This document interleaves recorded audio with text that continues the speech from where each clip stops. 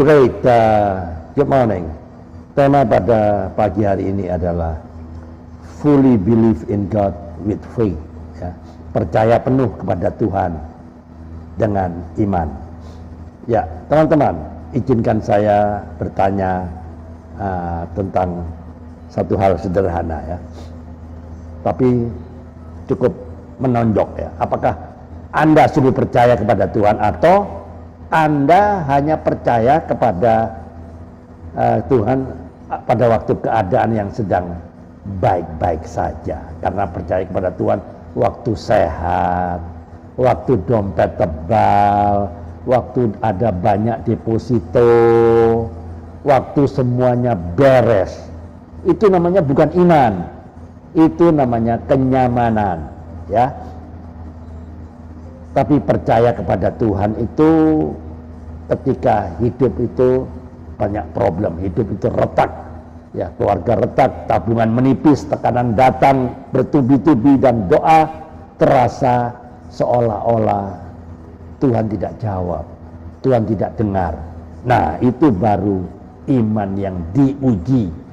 Ada orang berkata begini ya, saya percaya kepada Tuhan selama kepercayaan ini tidak mengganggu kenyamanan saya. Nah, itu bukan iman, itu transaksional, itu sekedar transaksi ya, kepercayaan yang transaksi. Anda mengerti kan?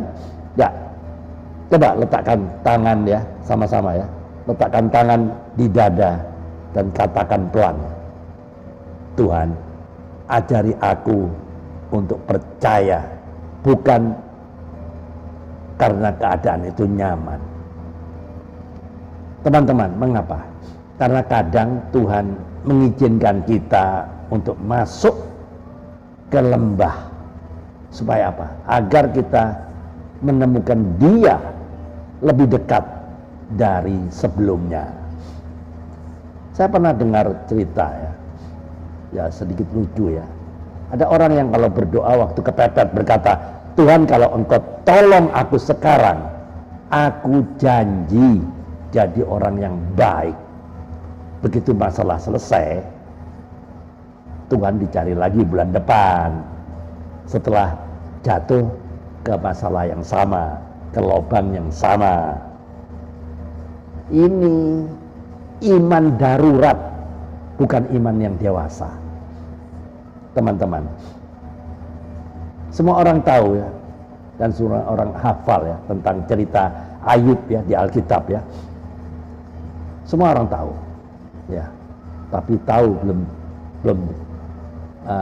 belum pasti kalau dia apa yang didapat dari cerita Ayub. Ayub itu percaya walaupun dia tanpa mengerti ya.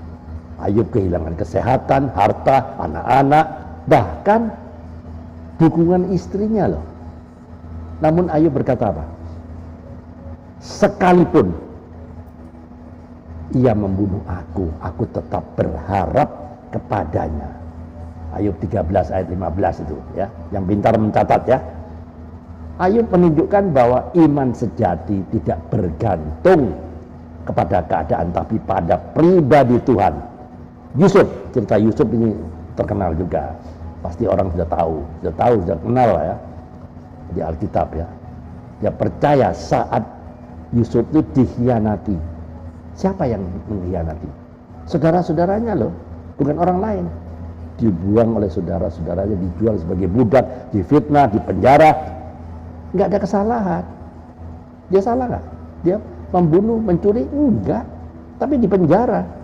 Tapi firman berkata apa? Tuhan menyertai Yusuf. Kejadian 39 ayat 2. Ya, menarik ya. Bukan karena keadaan baik, tapi karena Tuhan itu setia. Cerita lagi mengenai Daud. Semua orang tahu ya. Cerita Daud, siapa Daud? Gembala 2-3 ekor kan? Dia percaya saat dikejar-kejar ya, Daud berkata apa? Sekalipun aku berjalan dalam lembah kekelaman, aku tidak takut bahaya. Wow, keren ya, luar biasa nih. Ya. Itu di Mazmur 23 ayat 4 ya, yang pintar mencatat ya. Ya ini ya. Daud tidak berkata saat aku berada di istana, enggak, dia enggak pernah gitu. Tapi dalam lembah kekelaman, itu iman yang matang. Itu. Nah, pernah dengar tentang Paulus? Siapa Paulus? Yang tadinya bernama Saulus, yang suka membunuh pengikut Kristus kan. Paulus itu percaya waktu di penjara. Dari dalam penjara Paulus berkata, apa dikatakan? Bersukacitalah senantiasa. Wow, keren ya. Filipi 4 ayat 4. Ya, semua orang yang pintar mencatat ya. Iman Paulus itu tidak tergantung pada suasana. Nah, persoalannya masalah kita hari ini. Banyak orang percaya kepada Tuhan hanya ketika semuanya lancar, hanya ketika semuanya beres, hanya ketika kesehatan baik. Kalau kesehatan baik, haleluya. Ketika bisnisnya ramai apa? Puji Tuhan. Ketika semuanya aman, God is good.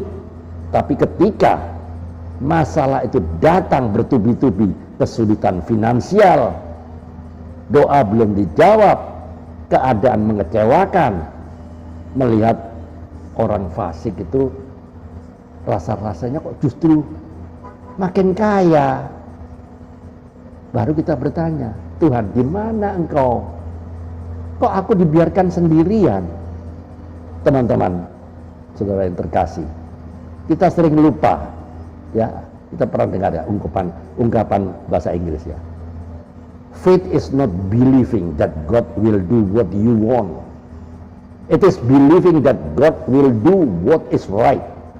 Wow, apa itu? Iman bukan percaya bahwa Tuhan akan melakukan apa yang kita mau, tetapi percaya bahwa Tuhan akan melakukan apa yang benar, bukan yang baik, apa yang benar.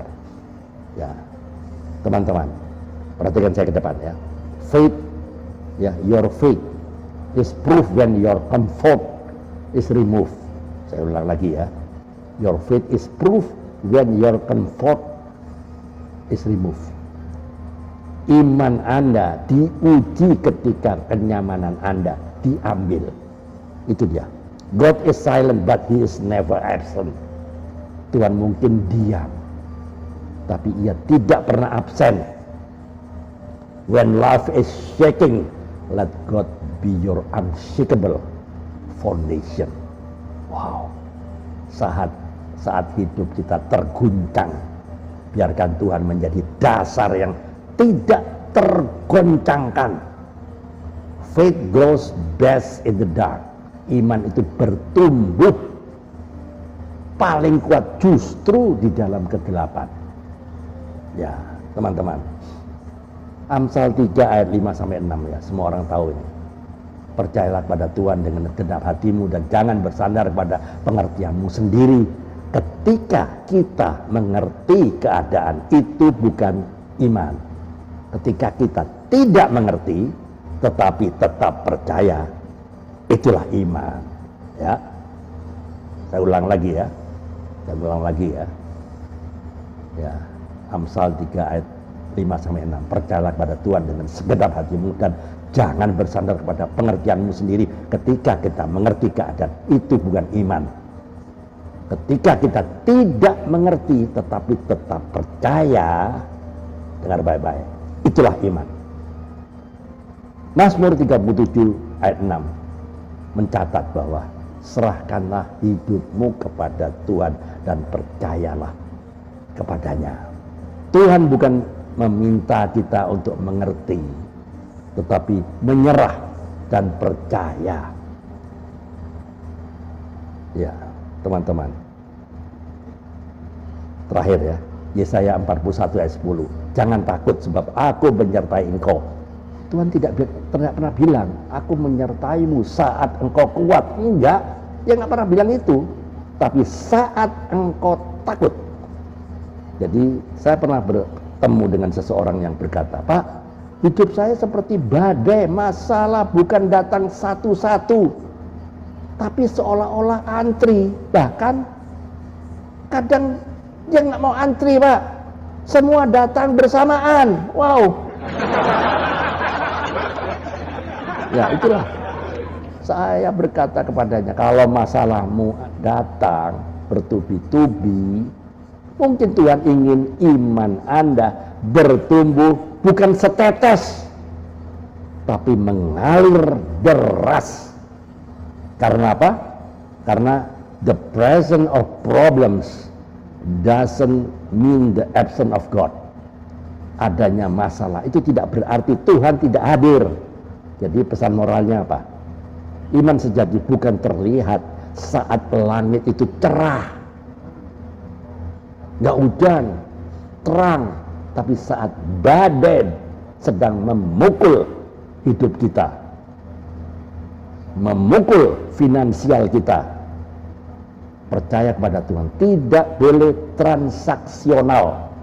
Kita bukan percaya supaya diberkati, kita percaya karena Dia layak dipercaya.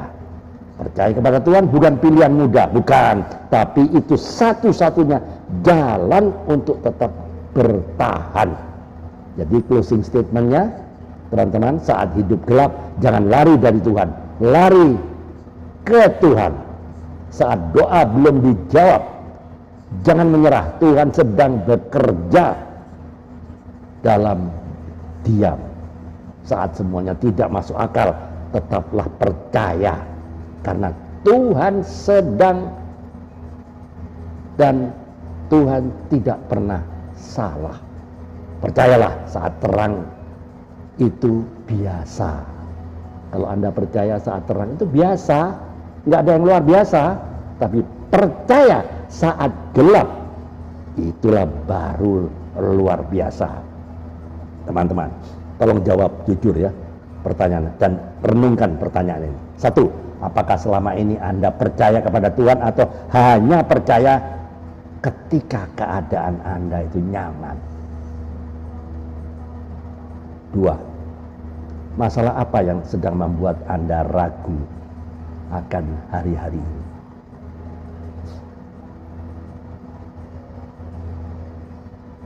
3.